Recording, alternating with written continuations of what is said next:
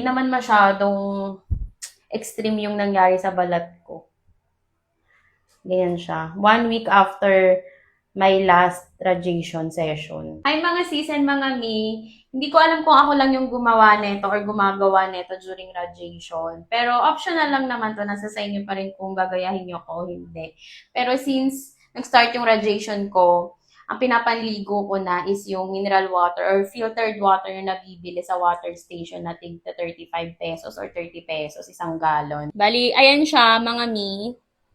Pero hindi ko nauubos yung isang galon na, mga 1/2 to 3/4 lang. Then sinasalin namin yan siya dito sa balde. Tapos meron sarili rin akong tabo na ginawa namin parang shower.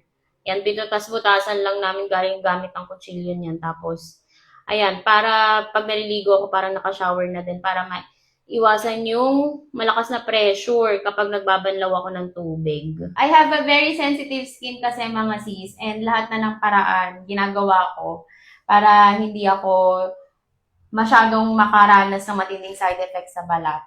And ayun, after 30 days ng radiation, yan, di naman masyadong extreme yung nangyari sa balat ko.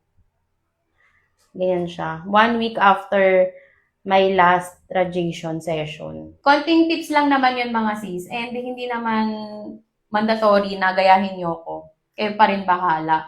And aside from yun nga na mineral or filtered water na yung pinapanligo ko, is hindi rin ako nagsusuot talaga ng bra. Puro ano lang ako, nipple tape sa kabila kong breast. And then hindi ako nagsusuot ng masisikip na damit. Puro ako, kung napapansin nyo sa mga video ko, naka-sleepwear ako kasi mas comfy siyang suotin.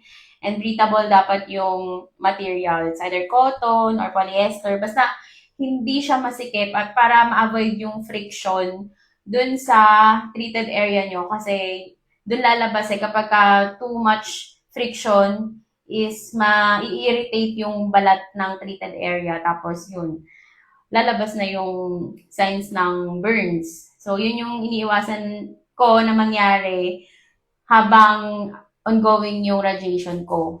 Pero ayun, sa awa naman ng Diyos, okay naman. Hindi ako masyadong nagsugat. Namamalat siya kasi yung itim, parang nag-change skin ako.